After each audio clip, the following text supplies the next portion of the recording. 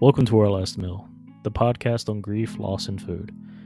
I'm your host, Andrew, and every episode I talk with a guest about someone important in their life, someone that they've lost, and what role food played in their relationship. This week I talk with the host of the Whiskey-loadian podcast, Ty, about his friend and himself. We talked about whiskey, corniness, parenthood, and delicious food. A few warnings up top, though. This episode is marked explicit due to language, so if you have young ears around you, please be mindful. As always, the podcast does touch on sensitive topics such as grief and loss, but this week isn't about death. Now, with that being said, let's jump into the episode. All right, hello and welcome to Our Last Meal, the podcast where each week we talk to a guest about grief, loss, and food. I'm your host, Andrew, and today I'm joined by a personal friend and host of the Drunk Nickelodeon Rewatch podcast, Whiskey-loadian, Ty. Ty, how are you? I'm doing well, man. How are you? I'm really good, man. I am so glad that you're here. This is a conversation I've been looking forward to for a while. Well, I'm excited to be on here, man. I appreciate when people can have a real honest conversation. Same. And I appreciate the fact that this is an excuse for me to record and also have a glass of bourbon. And you know what? I'm going to ask you. Yeah, we'll go and give it cheers. What are you having tonight? So I have Old Granddad Bonded. Fantastic. And how was that? If you had to give that pretty good. If I had to put it on a scale of 1 to 10, I would say by itself, I had just one rock. I would say it's a solid 7. That's pretty good. I'm personally having a Henry McKenna 10-year. You know, we talked about this a little bit before the podcast started. This is a very good bourbon.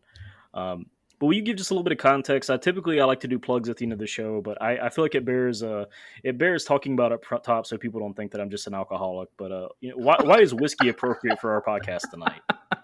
So as you mentioned before, I am one of 2 hosts for the Drunk Nickelodeon Rewatch podcast called Whiskey-loadian, where every episode we are covering the old school Nickelodeon shows while drinking a whiskey or whiskey cocktail.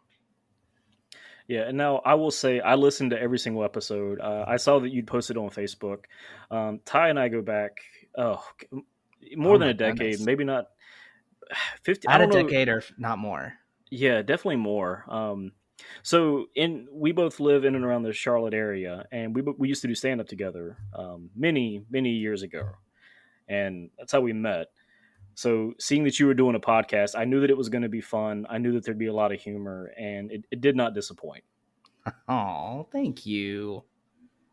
Now, keep going. So what was your favorite part about going back and rewatching all this old Nickelodeon? For me, it's really interesting because there was a study done that for comfort, people will rewatch old shows because they already know what's going to happen. It's kind of comforting for that. And so originally, Whiskey-loadian started out as just a hangout. So we'd go over to my friend's house, we'd wear pajamas, we would make whiskey or whiskey cocktails, and we're just watching Nickelodeon and just bonding, just having a great time, rewatching stuff we loved, taking bets on which team we thought was going to win, Legends of the Hidden Temple. It was just, they're filled with memories of community for me. Because if I wasn't watching with friends, I was watching with family. When I was younger, I was watching with friends, or I'd get to school and be like, oh my gosh, did you see this episode of that? And Rocket Power or Avatar Last Airbender. Like, it was very much a topic of community for us. It was something we would watch together, experience together, and just kind of a way of, I don't want to be corny, but in the time where everything's very stressful, my friend and I wanted to give the gift of just, let me give you a good laugh and some fond memories. See, that if that's corny, I'm okay with it because, first of all, corny implies there's something wrong with it. There's the rapper, I don't know if you know George Watsky. He had a line in one of his songs. I'm not sure which one it was, but he basically said that, is he like the white super fast rapper? Yeah, one of them. The song was called "To Christina Lee," I believe. It was about a classmate of his who passed away either in or shortly after high school. But he called out the fact that she was always brave enough to be very hard on her sleeve, and this idea that there is truth and corniness that a lot of people aren't brave enough to say. And I feel like this is something that gets beaten out of us as we get older. Being corny or cliche, or being a little more open with your emotions and not being afraid of just letting people know how you feel about something. If that's being corny, screw it. There's nothing wrong with that. The idea of putting a little bit of positivity in the world could have been worse. You could have made a podcast about death and loss, because that's exactly what we need right now. No, I really did like it though. And you mentioned Avatar. So I never watched Avatar growing up, but my wife actually watched it about a year and a half ago on Netflix. She never watched it either, but she told me how great it was. So we went back and rewatched it together, and I fell in love with it. I loved Avatar. Good, man. We actually just finished our second rewatch of Avatar, of Last Airbender and Korra last week. Oh, that's a beautiful thing. That's because I love my wife. She's not as nerdy as me. So my co-host, Sean, who's also with me on the Whiskeyloading podcast, he had never seen it. And we got him to watch it. And he's like, oh my gosh, this is amazing. I was like, I know, right? And well, it's an animated kid show. It had no business being as good as it was. It had no business talking about the horrors of war and how there's really no good side in war. Exactly. This you have a 12-year-old monk who at one point is sliding like a penguin down ice, then having to, like, oh, I don't want to kill somebody. I don't want to kill people. Like dealing with the genocide of his people. How? Oh, and sorry. If you haven't seen Avatar: Last Airbender, spoiler alert. I apologize. Yeah. It's over 10 years old, but still. A lot of genocide in that show. That's the thing. Even if there was a spoiler there, it is absolutely worth watching. What blew my mind was that they could handle drama, one, in a way that felt appropriate for preteens. That okay, this is something that they could process. But then they knew how to really build it up into a really sad moment, and then hit you with a joke and bring it right back. And they really walked a really fine line there, and they did it so well. Agreed. Now, so I also have to ask. So, thinking back to your childhood, what was your favorite? I think we could. I'm going to hit you with both. Okay. Favorite live action Nickelodeon show growing up. Favorite Nicktoon. Ooh, that's going to be tough. Because I've explained this on my podcast, but I'll go ahead and explain it here too. I don't have a favorite whiskey. For me, I can appreciate what each one brings to the table and not be like, well, this one's better. No, they each bring something different. And you can appreciate it, or you can be like, not for me. For Nicktoons, I'm going to have to say Avatar is probably my favorite.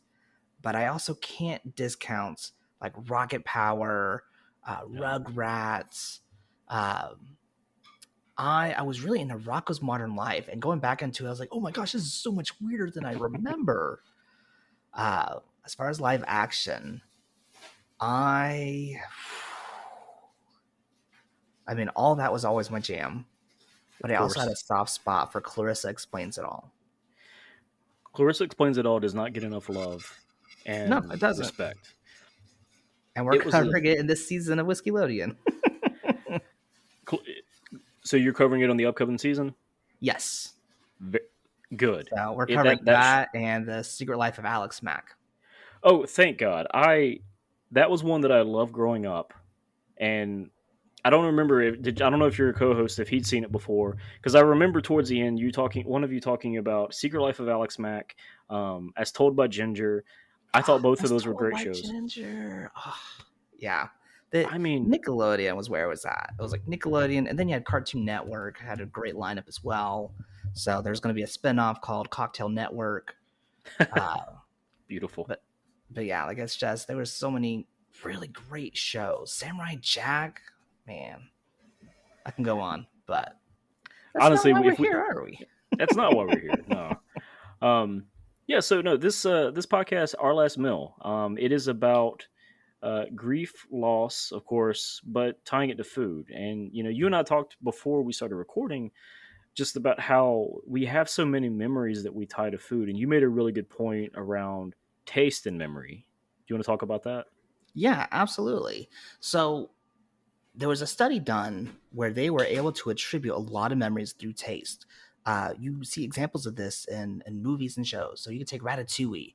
You have the villain, the person who's gonna get Gustel shut down, and he has this Ratatouille and immediately remembers how his mom made it. Like food can bring back a powerful memory. Same with scent, but it's so powerful to even make that memory Yeah. that oftentimes it doesn't even need to be a memorable event, just that the food was that memorable. And that's the thing. I mean, you know, it's not necessarily that it takes you back to some big occasion. When I think about great meals, we were talking about my grandparents and food that I associate with them and memories of my childhood there.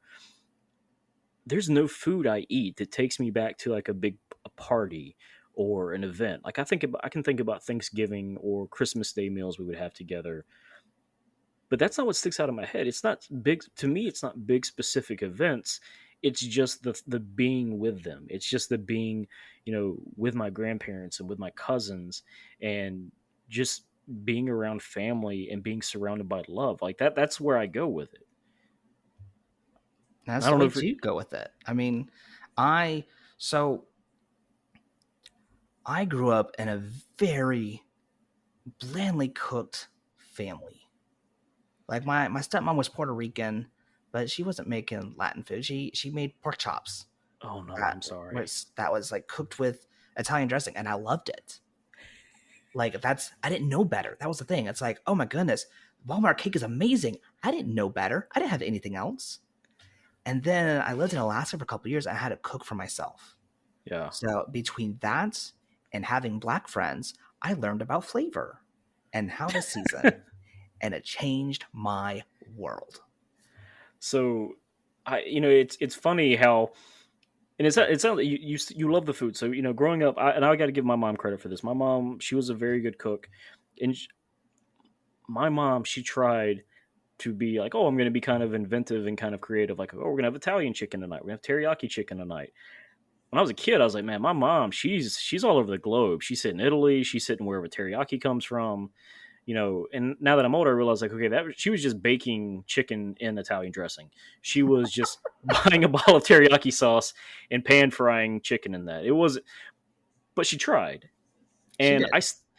I'll tell you, if I had a chance right now to step back in time and eat, you know, this Italian chicken made by my mom, in a heartbeat, I'm doing this. And I won't discount. She made the best homemade chicken and dumplings I've ever had. That it's Ooh, challenge accepted, man. I mean, if you think you can outdo it, I'll give you a shot. But Well, it's not even me. I was introduced to chicken and dumplings through my wife's family. okay. And I was like, how have I not had this before? It's a big bowl of comfort food, isn't it? It is. And then just the way it's not even soupy, it's almost like kind of like saucy. It's just very Yeah. thick and comforting, and It's funny. I don't know if you've ever had this feeling. Have you ever had a dish as an adult? You had no frame of reference for it, but as soon as you bit into it, you're like, "Oh, this is comfort food. This is immediately. I feel secure like a child." I've had that experience once in my life, and I'm just curious about if you've ever had that. coming to mind are not comfort foods, but I've had experiences like that. So growing up, very bland. I was not adventurous eating. Um, but one of the first families I met in Alaska was a family called the Tamanahats. They're Hawaiian, but they lived in Alaska, but they were so cool. And my roommate and I were trying to help the dad quit smoking. Okay. And so I was new. I had been in Alaska for about a week. And my roommate was like, hey, Mr. Tamanaha, Ty here doesn't like seafood. And I didn't, because I was raised that if it smelled like garbage, it's supposed to go in the garbage.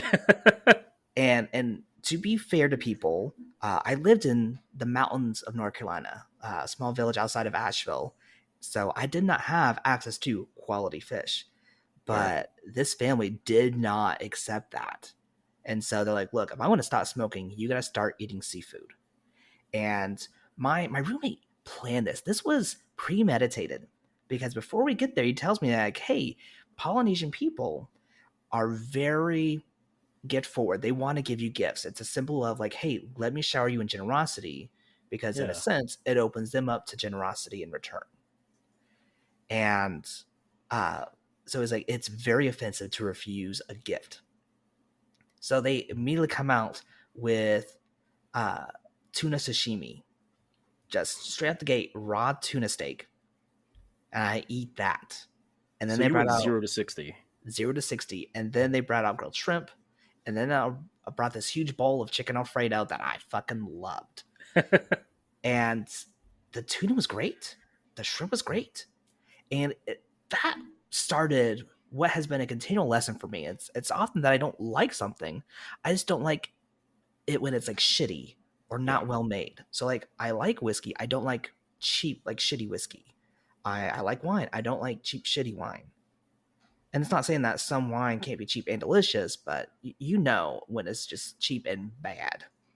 That's the thing. I mean, price does not equal quality every time. Right. However, there are cheap versions of things that are not a good reflection of the thing. Yeah, You know. I used to think I hated mushrooms. Turns out I just hated mushrooms out of a fucking can. Yeah. See, I was the same way growing up. I didn't like mushrooms, but now, oh, one of the best steaks I've ever had was in Charlotte. You know, my wife and I went out to dinner at a BLT Steak, incredible Okay. steakhouse. I got this amazing skirt steak with chimichurri, and it was wonderful. Yeah, but you know, one of the things I saw as a side dish, and this doesn't necessarily go with skirt steak and chimichurri, but I knew it'd be good, was just a side of wild mushrooms. Out of this world, how good these were. You could have given me a plate of just these, I would have been very happy. You know, it's that thing. Quality does sometimes equal it. You know, it doesn't have to be expensive, but I mean, there is a difference in quality. Another episode I recorded with somebody, we talked about this concept, and you know, a lot of people, I think adults, hate vegetables because they had such a terrible version of it as a kid. Because it When I was was boiled in water. exactly, it's like, did you put any salt on it? And I no, it's a little too spicy for me. You know, I thought I When they say hated. black pepper is spicy, I'm like, no. No. You're done. Go Yeah, home. You need more get, black friends. yeah, just let me just show you just a little bit here. You know, I thought I hated vegetables growing up. It just turns out I hated bland ones. You know, I thought I hated lima beans. It's because I was told like, oh, they're pretty good in ketchup. It's like, no, they're. I'm sorry, no.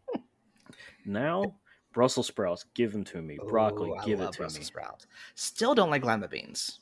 Still have not had lima beans, and I'm willing to try lima beans whenever it's someplace new. But I've yet to have a good experience with that. But other vegetables, roast them. I'm good. I am That's set. and that's the thing. I'm not going to say this is true of all vegetables, but I feel like that most vegetables, if you think you hate it, instead of boiling it, just roast it. A little salt, a little pepper, a little garlic. That is literally all you need in most cases. Yeah, put some Um, onion in there. Bam. oh yeah, one of the my favorite things that my wife has ever made. She made this sheet pan of onion and peppers and cauliflower, all just in zucchini and squash, just with balsamic, and then and just roasted it, and then she put some grated parmesan on top.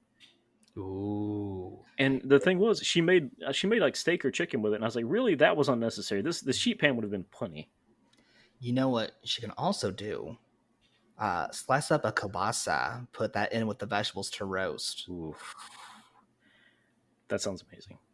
And if anyone's wondering why I asked Ty to be a guest today, this is why I knew that with Ty I was going to have a good food conversation, undoubtedly. I absolutely do love flavor. I love food. That's and so I don't know how I don't know your philosophy on food, but I really do feel like food should be an experience. It's obvious there. I know there are people that think that food is just fuel. Will never understand that. I just can't wrap my head around the fact that I just Do need you it to know get through why the they're day. like that? Because their Why? parents kept giving them boiled vegetables that are just mushy grossness. That must be it. There's just so much flavor out there to try. I will never understand an adult who just says, "Well, that just sounds gross, so I'm not going to try it." That's funny you should mention that.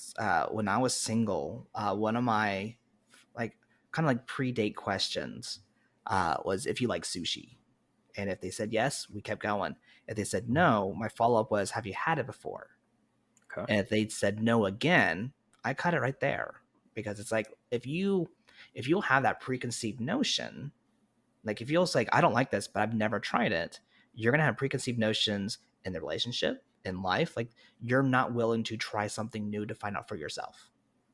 See, and I think that's a good point. I mean, I don't know how you do with your son, but for my daughter, I have a rule for her, and she knows this, and she'll repeat it back. You don't have to like it; you just have to try it. I don't expect you to like every food, but I at least want you to try foods. I had to bribe him to do that. It's Yeah. ridiculous. It's like, look, I will give you a jelly bean if you will just try this. And oftentimes what will happen is he'll take a bite, like, oh, this is gross. Eat his jelly bean. And then he'll actually eat what I gave him. Yeah. And He just it's wanted a jelly hard. bean. Yeah.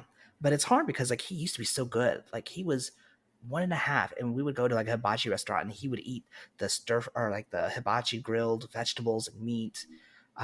He would eat pita and hummus. Like he was such an adventurous eater. And then suddenly I was like, no, I want chicken nuggets. Yeah. But not even the good ones. I want the Walmart super processed chicken nuggets. Yeah, I still don't know what part of the chicken the Tyrannosaurus Rex is, but that's my daughter's favorite. And He hasn't gotten there yet, luckily. I mean, We're going to go ahead right into loss. I made an Italian cream cake with him. He wanted to make it with me, and we're having fun. We have these oranges. We're zesting them. We're juicing them. And it's this beautifully orange cream cake with like this like light cream frosting on top. And he takes a bite and he cries. He goes, no, I wanted to make Walmart cake. And I was gutted. I was like, how have I failed my son? And I'm worried that it's going to take time for him to realize, oh, no, there are things that are flavorful. I don't have to have just pasta and Parmesan on top, which at least I can do that and be fine. But it's like he won't do mac and cheese anymore, which is fine. But applesauce, yogurt and honey, Cheerios, like he has a very strict set of things he's willing to eat right off the bat. And everything else is a battle. I wish I knew what it was. I will say this: give him credit that at least he understands that Parmesan is the superior cheese. That's something. Harper, she was the same way when she was smaller. She would eat anything. We took her to the international festival at UNC Charlotte one year when she was about a year. She ate lumpia. She ate Indian food. She ate Greek. She ate everything that we gave her. And then now it's her go-to. She wants chicken. She wants ketchup, and it is a battle to get her to try other stuff. But the other night it was, you got to eat at least a few green beans. If you don't eat a few green beans, you're not getting any kind of dessert. That's my expectation. Yeah. I will say this though: give yourself credit. He may have wanted Walmart cake, but the thing that he will have that memory of you taking the time to cook that with him or to bake that with him and show him how to do it. And he'll come around. I sure hope so, because man, I don't know if I could do it without heartbreak for so long. Well, so speaking of heartbreak, this being our last meal, every week, when I have a guest on, I talk to them about loss and grief and how we've processed this loss and grief, how this ties into food, to meals. And you had a really interesting, idea of who you wanted to talk about today. So when you think about loss when it comes to this concept, who is the person that comes to mind? So this is going to be like a double header, because there was a sense of loss with myself. And I feel like that also played a huge part in the loss of a really close friend of mine. For obvious reasons, I won't use the name, but we'll just say this was Pinot Grigio. And to start off, my son was born in 2018, and I'm going to preface this that I love him to death. He is adorable. He is amazing. He is hilarious. He's headstrong. He's very much like my wife. So, of course, I love him. But, of course, he drives me nuts. But in the first 6 months, he was colicky. And I was the one that stayed home. I had my own business at the time. And so I was able to take care of him at home. But that wrecked me.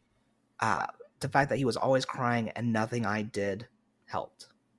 Yeah. And after a lot of therapy, I've come to understand that I had never really validated myself, and I always depended on the validation of others. So not only was I feeling secluded because I was always stuck at home taking care of a baby that I, of course, loved, but I wasn't really seeing my friends because I was stuck home. So I wasn't getting the validation of them. Yeah. And of course, with sleep deprivation, my wife and I were also very like, what's the word I'm looking for? We weren't chill with each other, I'll just say. Yeah. And so you knew me when I was basically friends with everyone. I was almost at every party. People were like, yeah, oh my goodness, Ty's so hilarious and fun. And I was invited everywhere. And so I never really had to figure out how to validate myself because I always had it everywhere else. So realizing that I had no validation, which stems from my fear of abandonment and my fear of not being good enough. Yeah. And so I was feeling very isolated before the world got hit with the pandemic and started feeling that themselves. So the pandemic didn't make me feel isolated. It just prolonged what I was already going through. And it was very much a struggle because I started becoming insecure. Like I would try and reach out to people, but then I would feel like I was bothering them. Um, so for me, I was no longer this super fun guy. And here I am like, can someone please just be a friend? And I learned again through therapy that I oftentimes would try and be more than just myself for other people. Like if they needed emotional help, I felt so many people move that I barely knew, or Yeah. like we weren't like that close, but I was one to help them move because it was a way of kind of just finding, oh well, if I do this, then they won't leave me, and maybe if I take care of them, maybe they'll take care of me. And it was kind of a very selfish way of trying to make friends and realizing that I really don't have as many friends as I thought I did. I just had people I was servicing, and they never even got to meet the real me because I was trying to be something more that they would not want to leave, which of course they just did. So there was this idea of I wasn't good enough that I am still trying to work through. And once I pull away all the amenities, all the extra features that I put on to try and make myself likable, it was who am I? Because I had been reduced to the role of a parent. I didn't even feel like a dad. I was just a guy with a pet kid. And he was adorable and I love him, but I also love my dog a lot. And I used to joke that, like, like I love my kid, but my dog's the one that sleeps in the bed with me. And now jokes on me, my kid's like, well, now I get to sleep in the bed too. And I'm like, well, you are cute. So you get to do the thing where you cling to the side of the bed. Yes. And then I get pushed off and then I have to sleep on the couch. And I'm like, so I'm thinking about getting him like an actual bed. So that way, if he tries to, I'm like, well, I'm just going to get in your bed and I'll be fine. That's the thing. Invest in a good, a comfortable, large enough kids bed. That's what I found. That way, you've at least got a good backup. Yeah, see, I wish I would have had that advice. I want to say something before you go on though. This is why I was, and I told you, I think happy is the wrong way to phrase this. It's really, it feels shitty to tell somebody I'm happy. You're talking about feeling like you lost who you are as a person, with you sharing, but that idea of becoming a new parent and all of a sudden your sense of self is completely turned on its head. I'm gonna give you the word you wanna use instead of happy. Say grateful.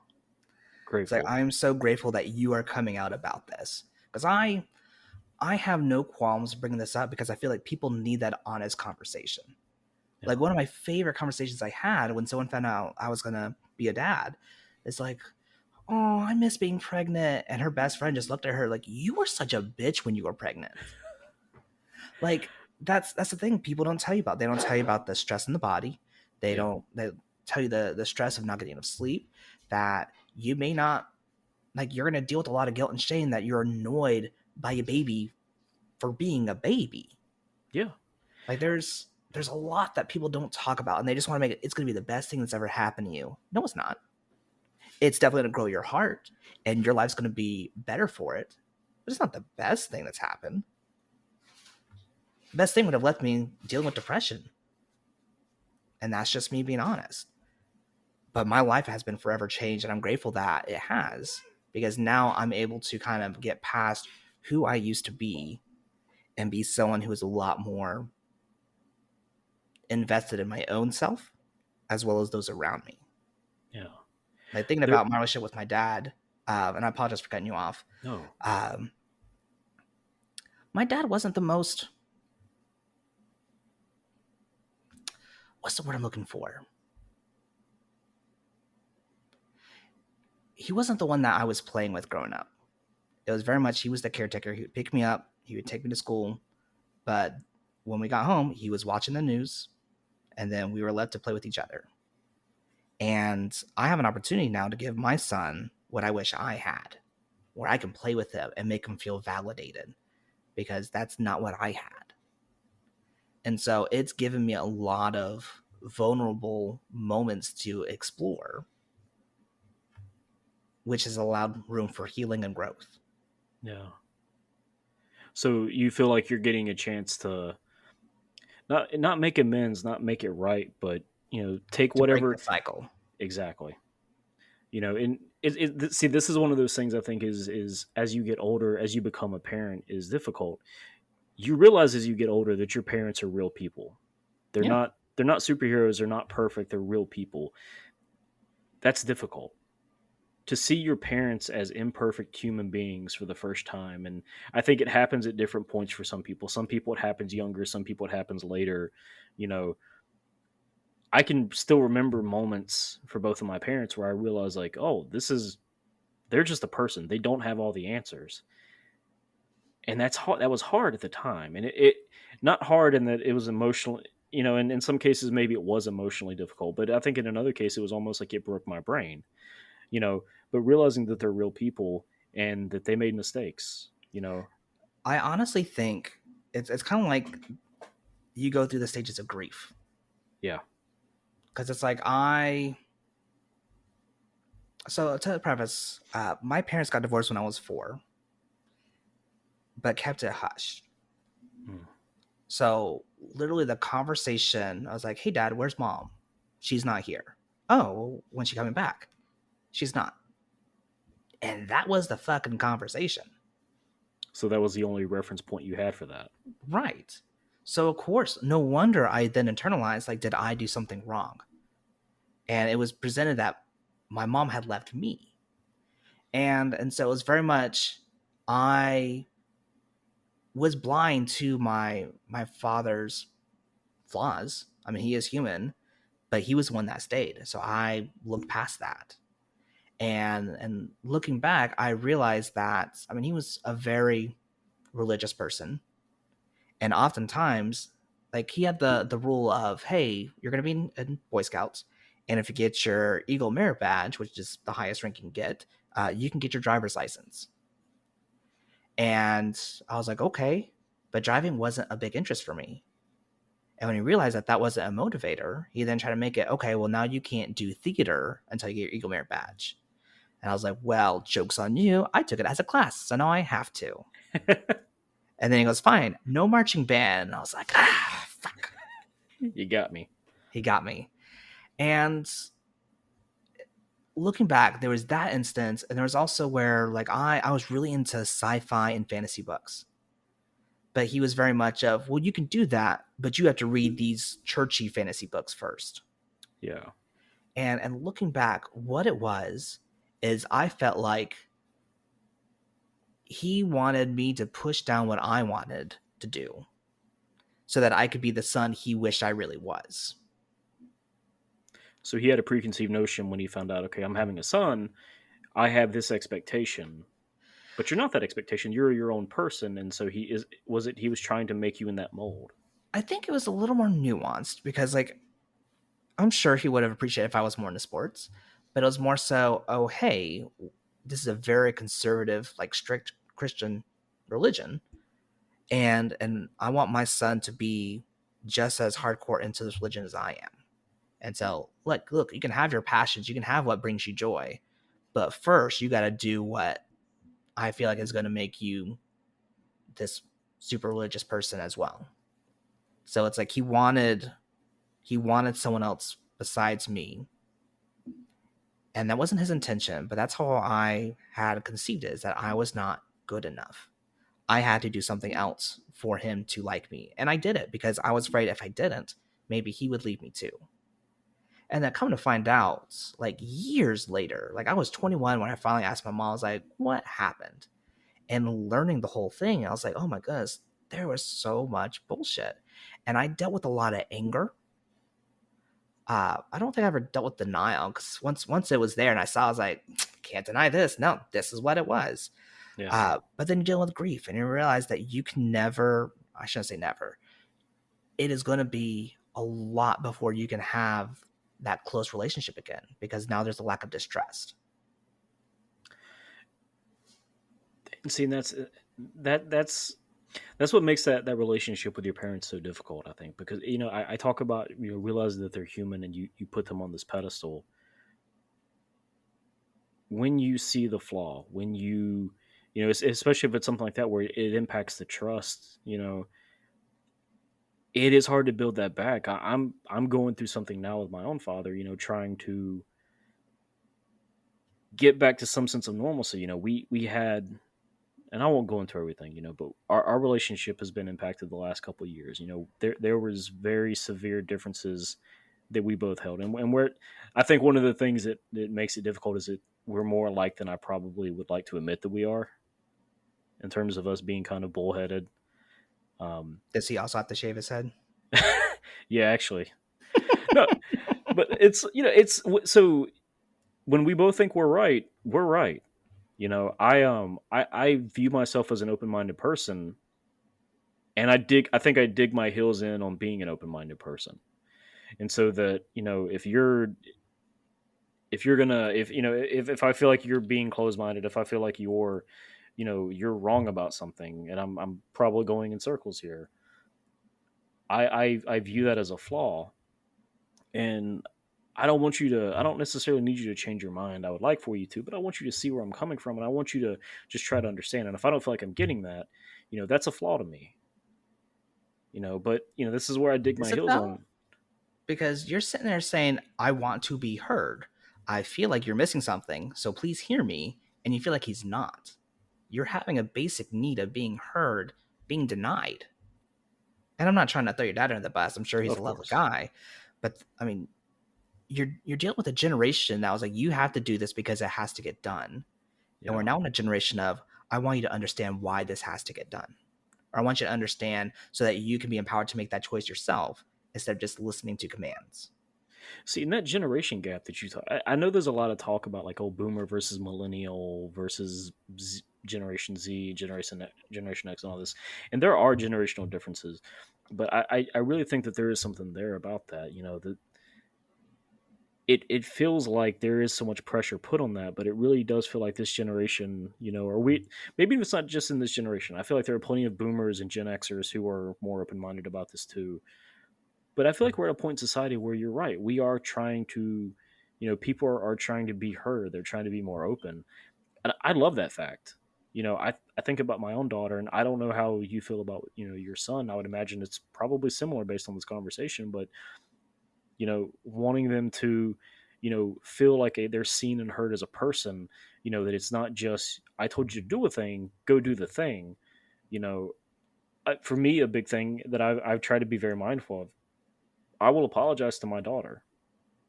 If I feel like I lost my temper, or if I feel like I was short with her when I shouldn't have been, I will apologize to her.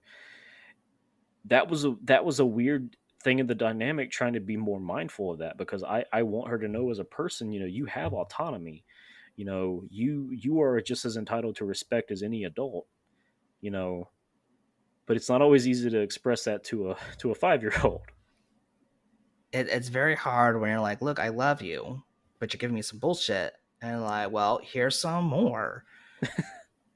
And it's like, look, I love you, but you can't just eat ice cream for dinner. Yeah. It's like you're not trying to like change their lives. You're like, look, like in order for you to not die on me, I need you to eat something more, and I'll let you pick what you want, or I have these options for you to choose from. And it's hard. I dealt with a lot of shame because I kept losing my cool with my son because he was crying all the time, and nothing I did helped. And it was one of those things that I had to struggle with was if nothing I do is going to help, why should I even try? Yeah. And that is a terrible thing. And I'm grateful that my wife was able to pick up a lot of slack, and I'm grateful that she would call me out and that I was able to get past that rather quickly. Um, but it's still hard because you're trying to be understanding and see them, but they're still feeling like you're not seeing them, but only because they're not getting what they want. Yeah. And it's like, you have it so good, but you don't realize it. So now, like, do I have to be my dad and scar you for life for you to realize how good you had it? And that's the thing right there. That, And by the way, listeners, that is a joke. Please do not scar your kids. yeah, I should probably have mentioned that, Ty might express some loss through humor. That's normal. Yeah. That's normal behavior. What did I say to you before we started recording? There's not necessarily.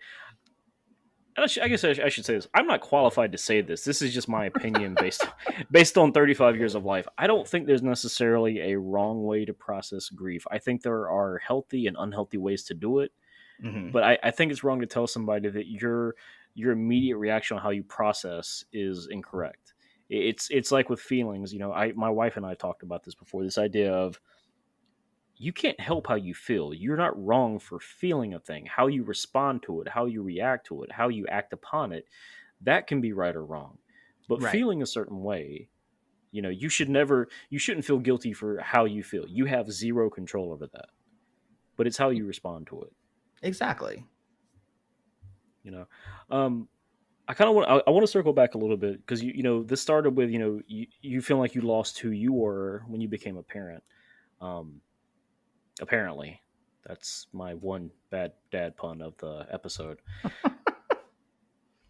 No, I'm glad you bring this up, and this is why I was saying I'm grateful is the word that we chose. I'm grateful that you wanted to discuss this because I feel like this isn't something that is discussed a lot. When my wife was pregnant, we were both over the moon. We were excited. I love being a dad, and I see my kids sometimes. I'm just like, holy shit! I just want to explode because of how awesome you are. But it's hard. It's hard now. It was even harder then. One of the best piece of advice anybody gave me when my wife was pregnant, and I've tried to share this with other friends and people I knew, and just about anybody who will hear me out whenever I find out they're pregnant, is the first 6 months. Everybody tells you how amazing it is, and people are telling you how awesome it is that you're gonna have a kid, and that's all well and true. The first 6 months are really hard. Yeah. One of my old general managers told me this. The first 6 months are really hard, and that's normal. I was so thankful so many times after my daughter was born to have heard that, because we went through the colic thing too. We went through the trouble sleeping, and I cannot tell you how many times I got frustrated thinking about she will never sleep and we will never sleep again, and I don't know what I'm doing wrong, and I don't know if I can even do this, if I'm even capable of doing this. And that was just me, and I know my wife had things to process too, because she's a new parent too. If I had not had that, I don't know what the hell I would have done. I'm going to go ahead and say this, and I want to say this with all the love I can. You never told me that at all. But I got something very similar. My advice was, it never gets easier. It just gets different. Yeah, that's fair. And some difference going to be a lot better to adjust to. So like now my kid is 4 and he wants to play and he's goofy. Like I have a lot of fun, but he's also super headstrong. And it's like, hey, you need to sleep in your bed. No, I want to sleep in your bed. It's my bed now. And it's like, I have the receipts, boo. And it's like, I'm worried that I might have spoiled him. Yeah. I should say this, since I'm married. I'm afraid we have spoiled him. Yeah, what's mine is yours, what's yours is mine. So share exactly. But like, it's like, hey, we love you and you bring us joy. So we want to, hey, on a Friday afternoon after daycare, let's go get ice cream. Yeah. Let's go hang out. But now it's like, if he hears no, just immediately melts down. Doesn't understand that, doesn't understand patience, and doesn't understand no. He goes, no, that's a bad word. Like, shit is a bad word. No is something you need to hear sometimes. oh my goodness. Okay. So I got to share this just as a way for the listeners to get a good laugh. Out of the blue, my child just went up and say, "What the fuck?" And we're like, "Excuse me?" And he's just smiling ear to ear. He's like, "What the fuck?" And I'm like, "Okay, you can't say that, dude." And so you could say, "What in the world?" or "What the heck?" And so he'll be like, "Can I say what in the world?" I'm like, "Yeah, you could say that." He goes, "Okay, so I could say what in the world, but not what the fuck." But you're still saying it. He's going to be, I mean, with that logic, though, he could be a lawyer. He could. I feel like he could very well be a lawyer. That would I make did not sense. say what the fuck. I said, can I say what the fuck? Or I said that I was not going to say what the fuck. I did not say what the fuck.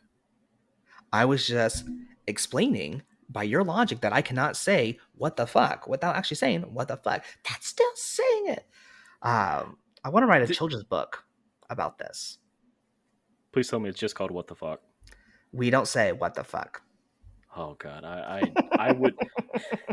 So when my wife was pregnant, we were looking at items for the nursery, and there's a trope from the 90s from you watched a lot of 90s television recently. I think you'll remember this one. There's a trope of men being like, oh, I'm going to get the most garish, ridiculous like home decor items that I possibly like. Oh, the St. Pauli girl sign, and Yeah. the worst possible taste in home decorating. So in my defense, I just say that to say I don't think this falls into that category necessarily, but I could see why she would have thought that.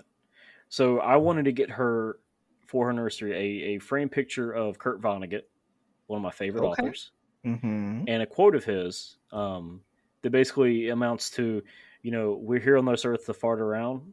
There's only one thing I can tell you, babies, you've got to be kind, goddammit. And to me, I'm like, this is perfect. I'm thinking this is perfect. I want my daughter to grow up knowing that she should be kind. Oh. To me, that's the message. I think what my wife saw was, I don't want our daughter to sleep under the words "God damn it," which fair. It's not fair. It was not the message that I was trying to push forward, though. It doesn't matter what your intention is; just matters how it comes across. This is fair. So let me ask the food part of this. Okay. So still talking about yourself. We'll get to the food part in a moment. Do you feel like you're coming more back into who you were? Do you feel like you're redefining your sense of self? I'm still figuring it out. Because on one end, one of the things I learned about myself was my attachment style, that I was the anxious, occupied archetype. Yeah. In which case, I was always anxious about people leaving, but I was so preoccupied and trying to take care of other people's needs that I never took care of my own. So that was a very recent revelation for me. That's old granddad, by the way. Yes, that's the old granddad talking. So I haven't quite figured out how to, one, validate myself, and then two, I'm doing better, but I'm still having to work hard at, let me just be in this friendship because we're friends, not because I'm scared they'll leave. Because that had opened my eyes to realize that I had a lot of people I considered as friends that we weren't really friends. I mean, it's hard to say, but it's like I was in that relationship because they gave me validation that they weren't going to leave, but there was nothing really else there. Yeah. And that's not the most healthy thing to have. So this kind of ties back to that really close friend, Pinot Grigio, that I was talking about. Yeah. And this person, like, we had been friends for 8, 9 years. I was in their wedding, they were in my wedding, and we were very close. And I was there for them while they were going through divorce. I was there for them through a lot of things. And fairly recently, a couple months ago, they asked for space because they were grieving a relationship that had ended. And that was hard for me to take because it's like, well, aren't friends supposed to be there for you to cope and to deal with this? Yeah, of course. Like, I used to be the friend that they would come see. But this was also when I was struggling with my own identity and when I was also struggling with my own feelings of self-worth. So it was definitely a very bad time. Um, but I had to honestly look back and realize ever since, like, we were friends, I was the one making the effort to stay in contact. I was always the one to reach out first. Uh, and there might be some exceptions. I'll throw that in there. Um, but even when I was feeling secluded, they weren't the ones reaching out to check on me. And it got to a point where it's like, hey, I want us to, like, I feel like we've been disconnected and I want to be able to reconnect. And they were like, well, I miss you. But then nothing. No effort to try and connect, no effort to try and talk. And that was really hard for me because this was one of the closest people that I've been super open and vulnerable with. And this was something I was terrified, is that I would be myself and it would not be enough. Yeah. So like my wife had said, they abandoned the person with abandonment issues. And that was really hard. There were many times that I've grieved and cried. And that's a new thing for me. I'm now crying. I don't know if you've been crying all this time, but this is a very new establishment for me, or not establishment, a new situation for me. And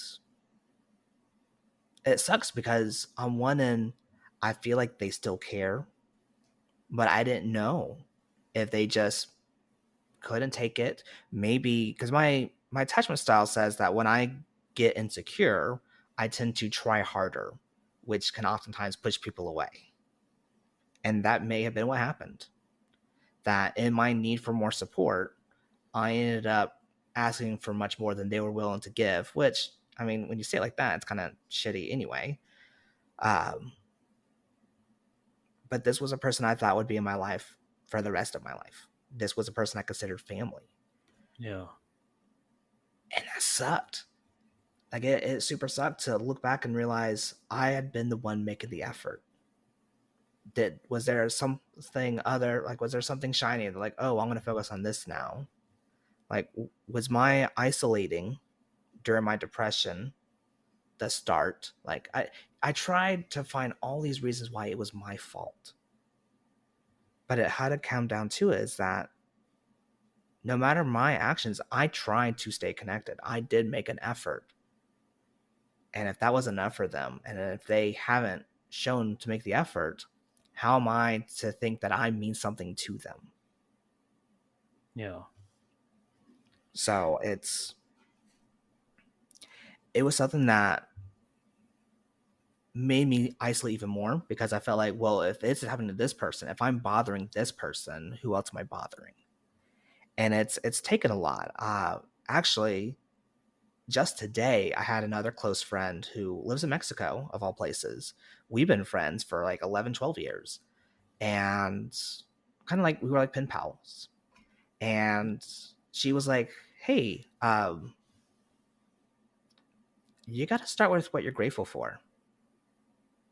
Because, yeah, this sucks. But you now are able to realize what friends are still there for you. And you're able to realize who still thinks that you are enough.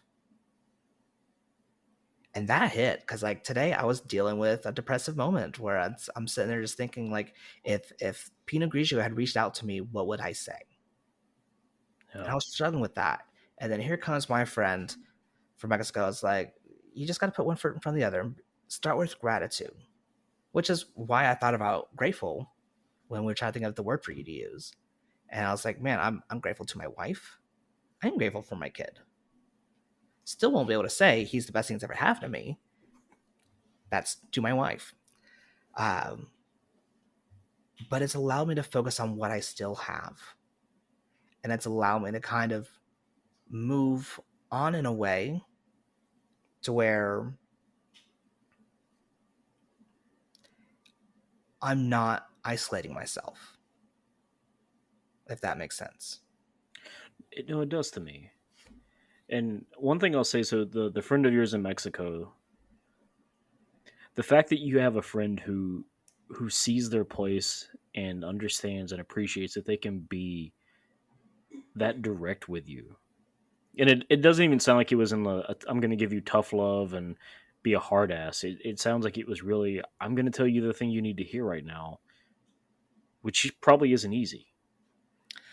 It's That, not. This one started. I was making a joke, of course, where I was like, I feel like Louisa, where I feel like I'm not of service if I'm worthless if I can't be of service. And she goes, well, I mean, if people are making you feel that way, they don't need to be in your life. yeah. And I was like, well, to be fair, it's my own fears that I'm pushing on other people. So it could very well be that I just put that on them and it never belonged there to begin with. But then that's when she was like, regardless, you have to focus on what you're grateful for. Because now you can see, now you can understand, now you can realize why you were acting the way you were. Why was I always trying to be super funny? Well, I mean, on one end, I like to be funny, but on the other, if I made them laugh, I thought they wouldn't leave. And so that's kind of why I stopped doing stand up, was because stand up used to be like therapy for me. Yeah. But now that I'm actually going through therapy and talking about it, going on stage isn't as therapeutic. I still love writing and I still love telling jokes, but I don't have that drive to get on stage. I'm like, oh, I can't wait to get on stage so I can talk about my issues. It's now like, oh, well, this is hella funny. And maybe one day you and I will get on and we'll do the psychological comedy tour. I don't know. But it's one of those things where when you are, I say isolating, and in some ways I was, but in others it was just I was focusing inward. I was focusing on my grief, my loss, and my pain, without really understanding that I still had a lot of joy and hope and happiness around me. Yeah. It's I like that you mentioned that stand up was therapy for you. I think this is the first time I've mentioned on this podcast that I did stand up a long time ago. Um, and stand to me to me it's very similar. Stand up it was something I loved doing. It was something I always wanted to do, but stand up is very therapeutic, and I think you'd hear that from a lot of comics that you know it can be a great way to process a lot of things. You know, Yeah. I processed one of the biggest things in my life at the time that I ever processed, up until a certain point that I ever processed was, a girlfriend when I was younger cheating on me, and stand up was incredible. I was at an age I never would have considered therapy, but going up and telling jokes about it, totally. This is just an extra 10 minutes in my set. That's fine. It helped me process a lot. I have a theory on that actually. I feel like comedy and humor allows us to dissociate from the pain enough for us to be able to compartmentalize it in a way that is less painful. See it for how ridiculous it is. Yeah, and so like on one hand, it's very helpful for getting over things. On the other, if we're still not allowing ourselves to feel those emotions, then we're just bearing those emotions. So it's a very thin line that we gotta, that if you're doing comedy, you got, if you're doing comedy for therapy, that's the line you got to make sure not to blur too much. I think that's a really good observation. I mean, it was great for a lot of things, but yeah, you do run the risk of not actually allowing yourself to grieve or to, you know, really fully process something. I think there is benefit to, you know, I'm going to find the humor in something. I can find the humor in this terrible thing that happened to me. But there's a line between that and, hey, I'm just going to completely, that wasn't me, that was somebody else, and here's how it's funny, and I'm just going to bottle that up and push that way, way down. You know, And there's then you're definitely a gonna have difference that one bite of menthol and just Mentos. Sorry, Mentos. That's what I'm talking about. Yeah. Well, if you smoke, you know, menthols, that's fine too. Well, no, I was thinking about like when you're pushing it down, you're creating that pressure carbonation. If you add Mentos, that's Yeah. okay. No, Mentos I is was better. going for a dumb joke. In all fairness, again, You Ty with the is joke, I having went the with old grand. science. Yeah, again, I'm processing here. Again, that was old granddad for Ty, Henry McKenna 10-year for myself. If anybody is drinking along at home. No, I I'm know. Go ahead. I was gonna say I'm glad you're sharing though that, you know, therapy was something you used, and I've mentioned before. I will say again, I have done therapy. I would recommend therapy to anyone. Just like, you know, you would go to the eye doctor, the dentist, the doctor every year. You know, therapy, if for no other reason than just regular maintenance, is I think is good. I think is important. Oh, absolutely. But for, you know, for just actually processing things, you know, it is so important. I'm really glad we are at a point in society where we have not completely, but there has been work done to destigmatize it. You know, Yeah. especially for men. And I will say this: I am not an MRA. I am not a men's right advocate. I'm not one of these that, you know, thinks that men are, you know, the victims of all this stuff in society. I always want to preface that, but I do think men historically are not comfortable talking about our emotions. You know, a lot of men would not be comfortable to sit down and have the conversation that we're having right now. And so that's a kudos to you that you're willing to do that. You know, but I do like the fact that, you know, there is work being done to destigmatize it for men that, hey, it's okay to go talk to somebody about how you feel. You don't just have to drink through it. You don't have to just say like, I'm fine, and then just 1,000 yards stare in the distance and fight back that tear. And I don't want to minimize what you just said. It is absolutely essential for people to understand that they can have a safe space to explore how they feel. Yeah. What I think needs further pushing though is understanding why you feel that. Because I feel like they're like, oh, I'm having these hard feelings. Well, where are those feelings coming from? Because it was through that exploration that I realized I had trauma of abandonment and self-worth. And if I didn't understand those were my traumatic events and understanding how that can be triggering and what happens to me when I am triggered, I would just keep feeling that over and over and over again. So by all means, that is absolutely the first step, is exploring how you feel, but understanding why is going to be leaps and bounds of healing. I think that's a really good that's a good reminder. You know, it is one thing to diagnose the problem. You know, I think about my work life, and I think about the root cause analysis kind of thing work that we do of, you know, find out what the problem is first, but then finding out why the problem is happening. If you don't know why something is broken, you cannot fix it. Yeah. So thank you, BetterHelp, for sponsoring this episode.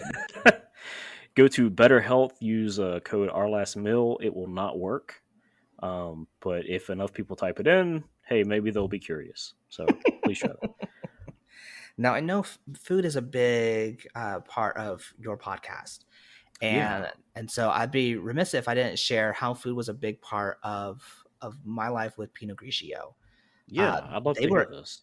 my foodie friend. They loved cooking just as much as I did. And oftentimes when we hang out, maybe we'll go out and get food or drinks. But for the most part, we stayed in and we cooked together. We made fresh pasta together. The last time I actually saw Pinot Grigio, I went to their house and we made tortellini, homemade tortellini, and it was amazing. Ooh. And it was a time where we could just cook and focus and then just enjoy and be present. Play music. Like it was very much a place I had felt vulnerable because cooking was very vulnerable for me. for me, cooking, like eating is fantastic, but be able to cook something that someone then enjoys, I made something that brought them joy.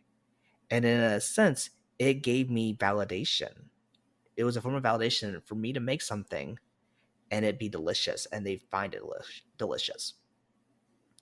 But then to make something with someone, to do it together and it be delicious together, that was bonding to me.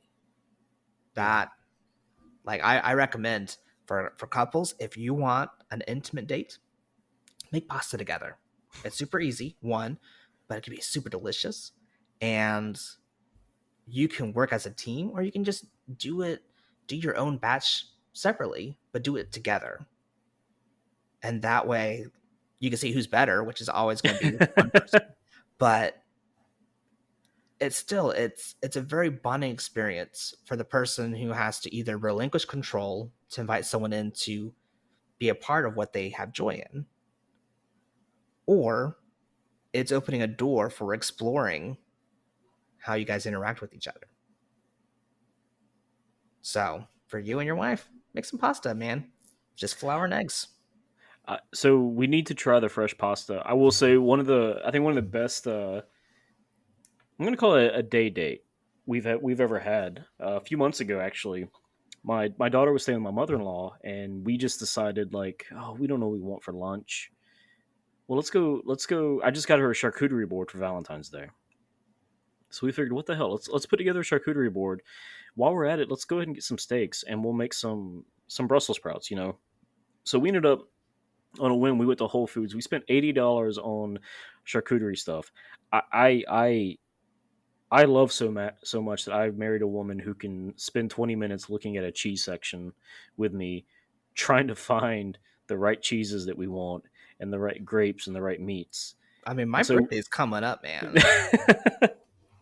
So we went home and we put together the charcuterie board together. And it's like you said, we were both in the kitchen together, working on some of the same stuff. I was kind of her sous chef because she's a much better cook than I am. But cooking a really nice lunch together and putting together the charcuterie board, and it was so much fun.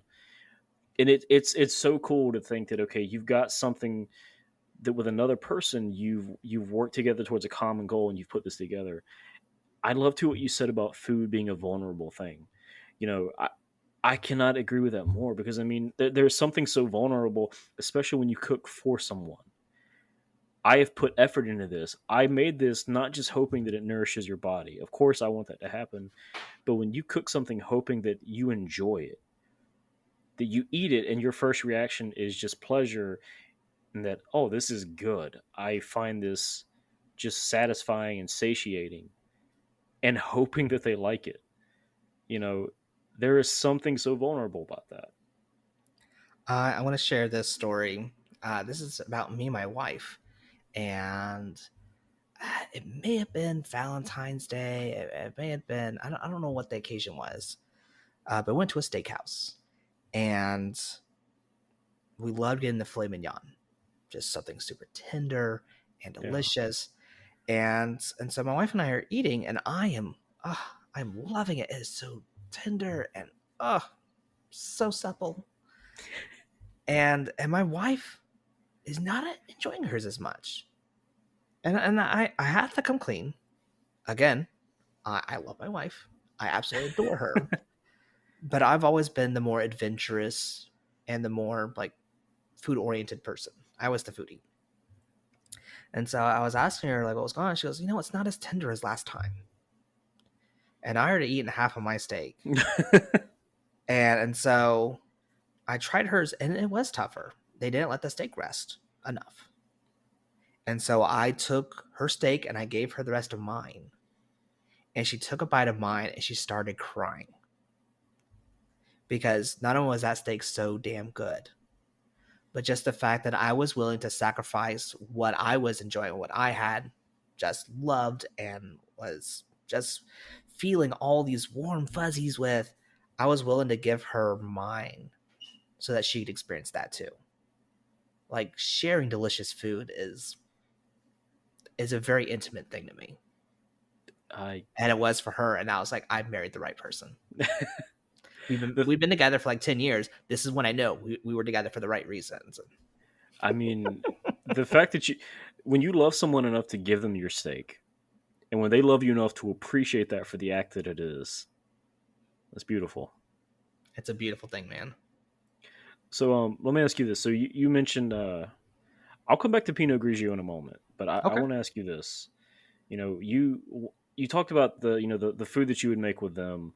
You know, what kind of food have you always enjoyed cooking? You know, I know that you love to cook. I know that you love to make food. What kind of food? What's been your favorite foods that you've enjoyed cooking? Is there anything that maybe you haven't cooked since you feel like you lost yourself? And is that any of that coming back now? So cooking has been a way for me to kind of get myself back. I used to make a lot of desserts, and strangely enough, trying to find myself did not focus on desserts. It focused on the savory side. I love cooking a very wider range. Like it's very much a global cuisine for me.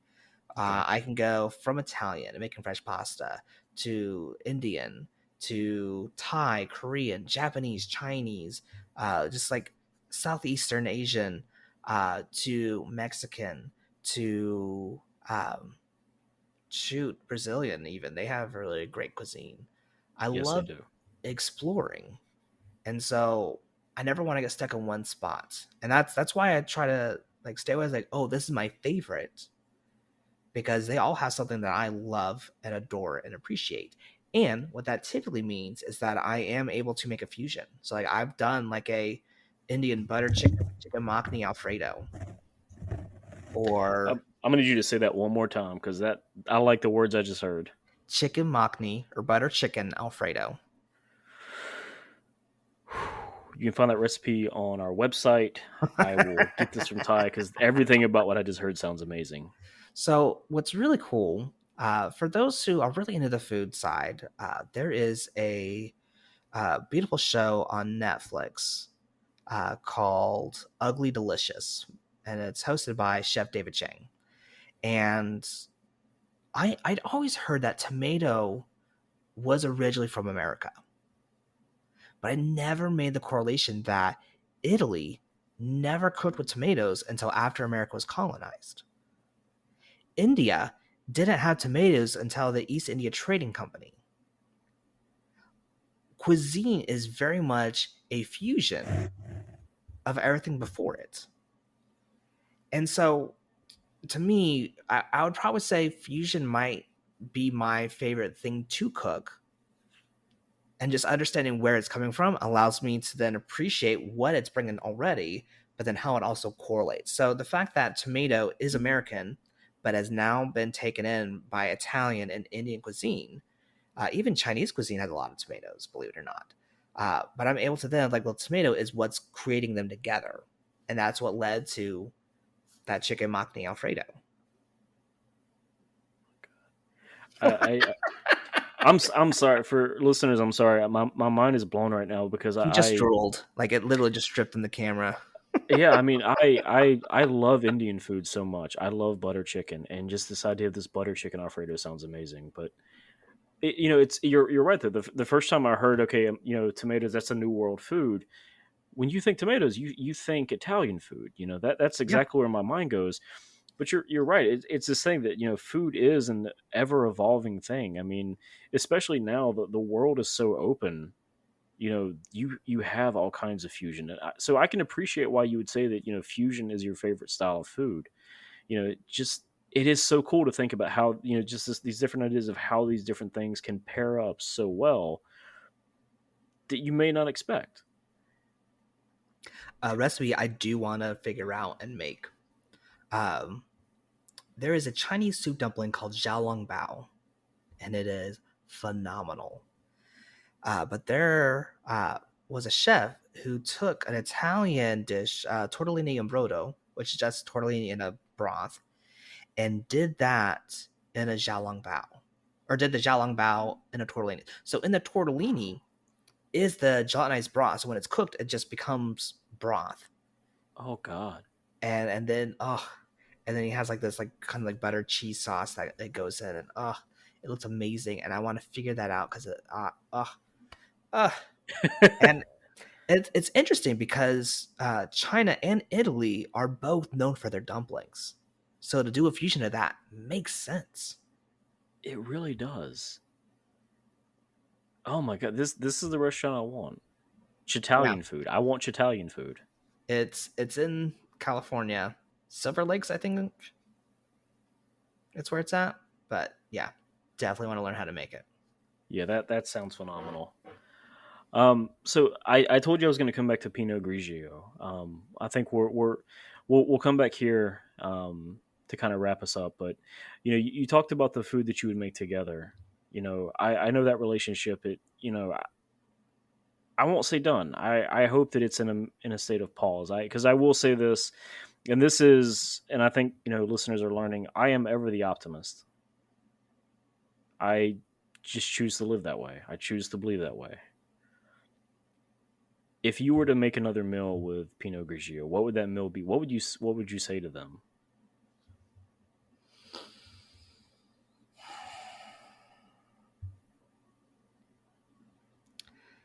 That's that's a tough question for me to answer because in order for me to get there, there's going to need to be a lot of healing. Yeah, Just to preface, uh, one of the things this friend had told me that they loved about me is that no matter how long it's been, when we get back together, we pick up right back where we left off. yeah, But that's no longer going to be the case. So it might be a bit before I can feel safe enough to be that vulnerable again. Um, I mean, we've made a lot of things between making pasta to making gimbap, which is basically a Korean version of sushi. I mean, we loved cooking together. So I mean, as far as what I love, it wouldn't even matter what the food was, just as long as we got to connect. Um, but to feel safe enough to connect to a person that I felt unseen and ignored and abandoned is going to take some time. So I yeah, can't honestly say, oh well, this is a recipe I'd love to make. I would love to reconnect, but I understand that we can't just go back to where we were. yeah. And I think that's fair. I think that's fair. I will say this. I don't think there's ever right words or right thing to say. When it comes to loss. What I will say though is I know Ty who you are as a person. I know that life can be surprising. I know too that I've been on the other side of it as a friend who you know lost connection with someone because of my own faults, and this is where I feel guilty because I think about I had a friend from high school, and that friendship faded mainly because I stopped reaching out, and it's something I feel guilty about every time I think about that person. And Question for you, yeah, and I'm saying this because we are friends, and I feel like I of can't course. challenge you. Did they try and stay in contact, and you just didn't follow through, or is it one of the things that neither of you tried to connect and it just fell to the wayside? No, it wasn't that. There So are friendships that fade just because you both you grow up. You hear this that you're gonna have friends that you grow apart from, okay, and this so was go ahead. this was early 20s. I was probably 21, 22 whenever we stopped talking. They were in another state. I was in another state. Um, Honestly, what I remember was they were going through a lot, but I was too, and I felt I don't know. I didn't feel equipped to help them, and I felt guilty so many times. And this has been more than a decade. And it's one of those things, like, especially you talking to me now, I feel like an asshole, and I feel like I want to I reach mean, out you to this person. should. I'm just kidding. No, I don't think that's a joke. I think I do feel like an asshole. I feel at minimum I owe this person an apology. If I can challenge you, because speaking as someone from the other side, because I feel Yeah. like I kind of resonate with your friend. If you would reach out, and whether that is just to go straight up, hey, this has been weighing on me all this time, and I just want to go ahead and apologize. I hope you've been well. I would love to reconnect, but I also recognize that I was not there for you when you needed me, and I'm so sorry. That would have meant the world to me. That would have been immediately, because on a couple things. On one end, it would validate that they didn't stop caring about me. They had their own issue and they shut out. They self-isolated, which I've experienced. I understand. And it lets me know that they always cared. And I'd immediately want to restart that, rekindle that, and be like, I would love to have you back. That even though you weren't there for me then, maybe you could be there for me now. So that's my challenge, man. Like I've done what I can to try and reach out to this friend with no avail. But if that friend reached out to me, hands down, I'd want that friendship back. That meant that much to me. And now you're gonna make me cry. So fuck you. Thank you for giving a little bit of levity there. I appreciate you challenging me on that, because I can't tell you how many times in the last decade this friend has popped into my head, and I felt like a terrible person. And yeah, there so many times I've just wanted to reach out and just say I'm sorry. And So do it. I will send that friend a message and apologize. I have, and the thing is, I can't expect anything. You If they can't. respond, and if they responded back with "Go fuck yourself," fair enough. Yeah. But then at least you know you've made an effort. And it won't excuse what you've done, but it would allow you to move on. Like, well, I can now be a better person. I finally closed that. Because right now it's just left open. There's no answer. Like that's what's hurtful for me, is that I have no answer. And while I was able to reach out, say, hey, I hope you're well. I miss you. And they're like, well, I miss you too. And then when I try to make plans to, like, hey, can we just talk on the phone? Can we just connect? And then I got ghosted, basically. I at least know that they don't hate me. I didn't do something wrong. They just, for some reason, can't be the friend that I need right now. Yeah.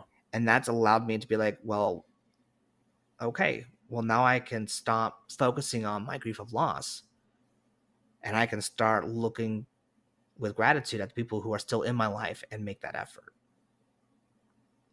So, speaking as someone who's felt or gone through something similar with your friend, even if it's, hey, go fuck yourself, it's going to be a close of a chapter.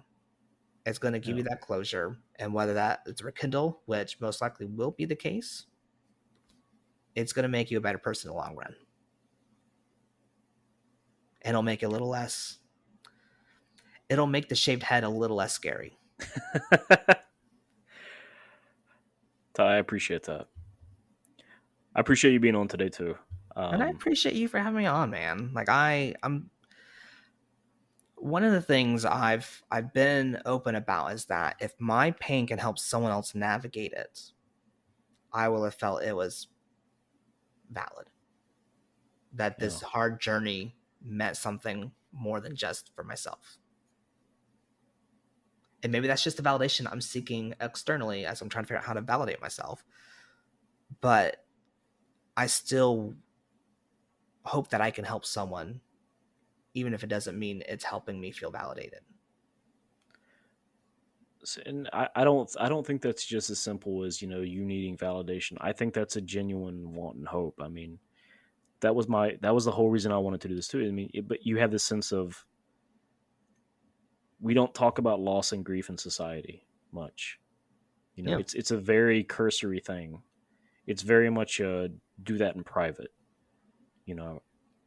I think there is a conversation to be had as a society that we're at least a little more open about it, more sensitive to it, and just more accepting and encouraging of that idea of grief.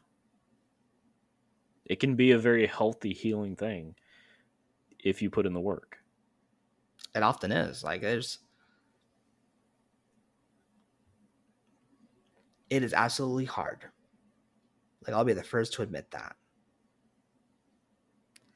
But the amount of joy I'm able to experience now versus then, exponential. Yeah. That'd be my challenge. Ty, you challenge me. I have homework. I would challenge anyone listening. You have homework too. Do the work. If you have nothing to grieve, consider yourself incredibly fortunate. If you do have something to grieve, do the work. Start. Feel your feels. Feel your feels. Feel your feels. Understand your whys. Ty, what do you want to plug?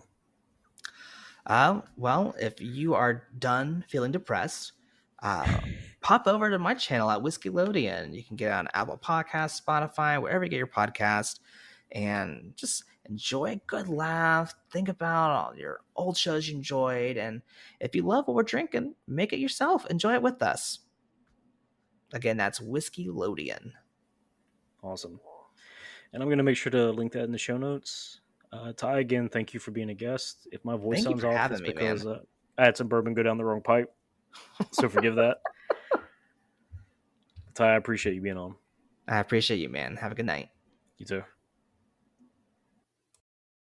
Fascinating people, fascinating places. The weekly podcast available on all major platforms. I definitely knew I was going to be an astronaut.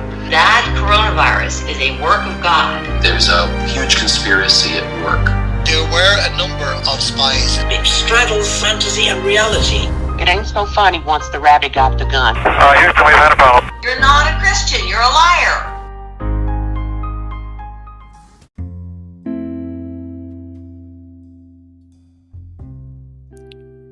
All right. Thanks again to Ty for joining and sharing his story with us.